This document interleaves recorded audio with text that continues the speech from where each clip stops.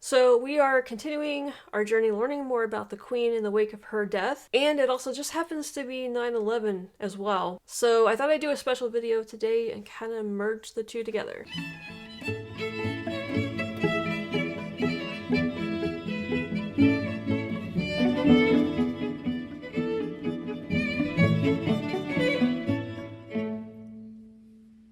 So I did remember that back in 2001, right after the attacks, our national anthem, the US national anthem, was played over in London at Buckingham Palace. But I also didn't know what the Queen's full involvement was. Turns out she did actually visit New York.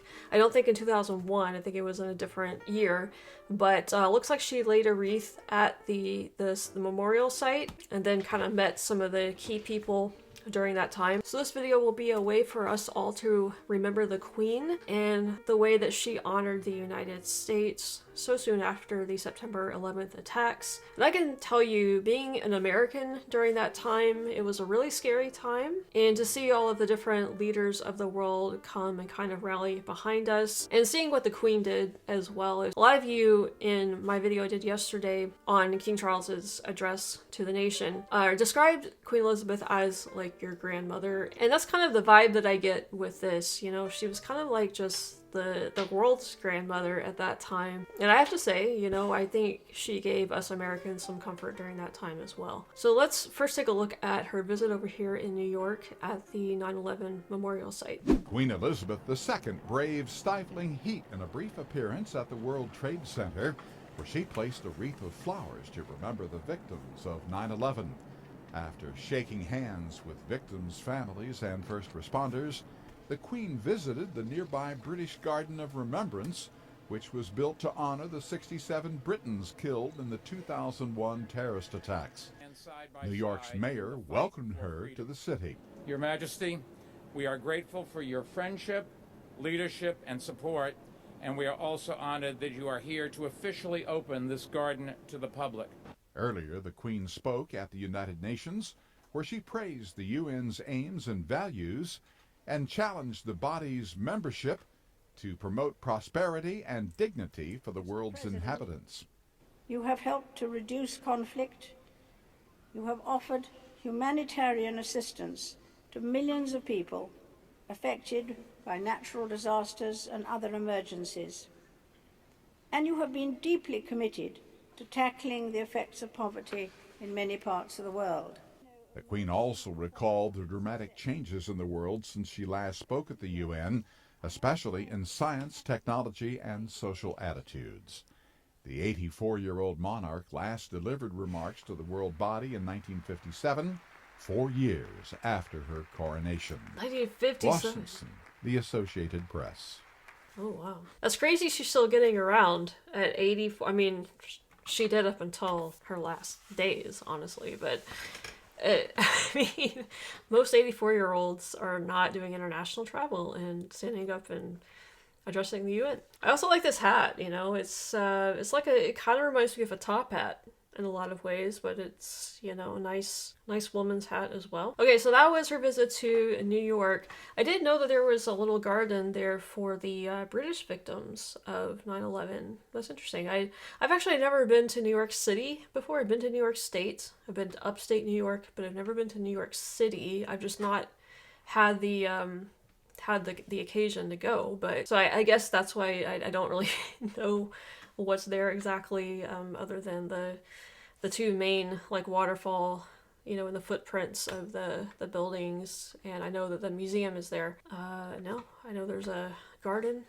honoring the British victims. So I guess she mainly came over to open that, but also it's very nice of her to pay tribute the way she did. And speaking of 1957, there is footage of her coming over here during that time to New York as well.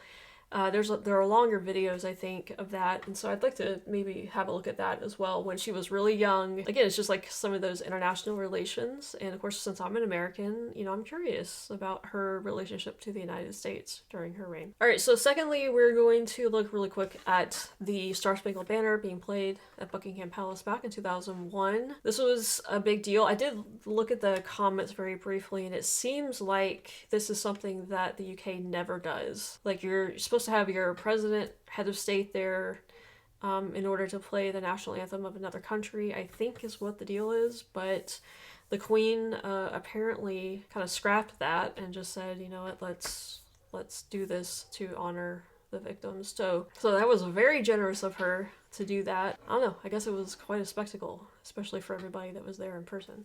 And to continue, here is something visually which we've been talking about in our coverage earlier today, which I must tell you we were really looking forward to. We saw a report earlier today that at Buckingham Palace in London, where Queen Elizabeth II lives when she is in London, the Coldstream Guards, who change the guard, not the Coldstream Guards, but they change the guard every day at Buckingham Palace, as we know, and we are told that at the request of the Queen, the Coldstream Guards band played the Star-Spangled Banner. Let's listen.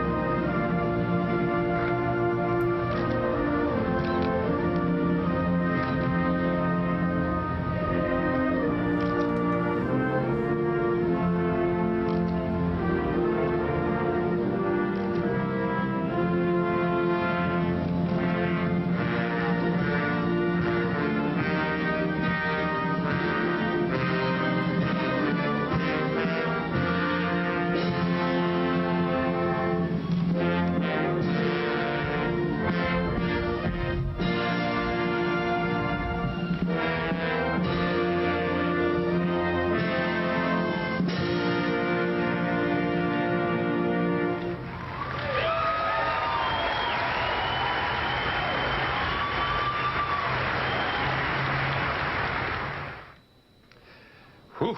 Wow, that does get kind of got me a little bit. I think the people there probably, I don't know who is American, who is British, or maybe other nationalities there watching kind of outside the gates, but seeing a lot of people crying.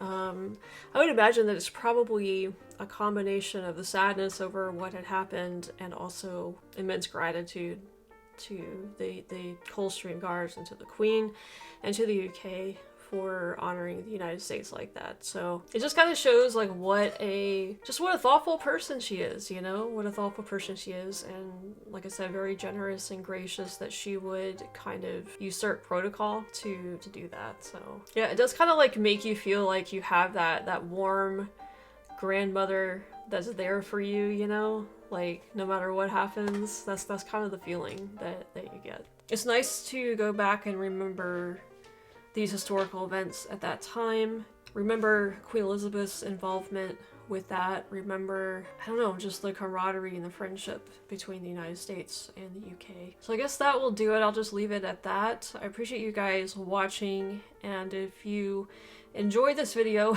even though it's a somber video, make sure to subscribe down below if you haven't done that yet, and also if you liked this video, hit the thumbs up like button as well. So we will continue with our journey of learning more about the Queen. We got plenty of stuff coming up. I know there are a lot of events happening right now with her. I think somebody in the comments on one of my other videos says it's the 12 days of mourning that you guys are doing over in the UK, and maybe around the Commonwealth, I'm not sure. But there's a lot going on. There's a lot happened over the past couple of days that I have not watched yet or didn't really know was going on. So we're going to go back and maybe have a look at some of that stuff. I'm going to try and do a video on her funeral. I don't know if it'll be a live stream or not. Haven't decided that yet. Make sure you're subscribed if you want to continue this journey with me. And as always, Roger, Scarlett, and I appreciate you watching, and we'll see you next time.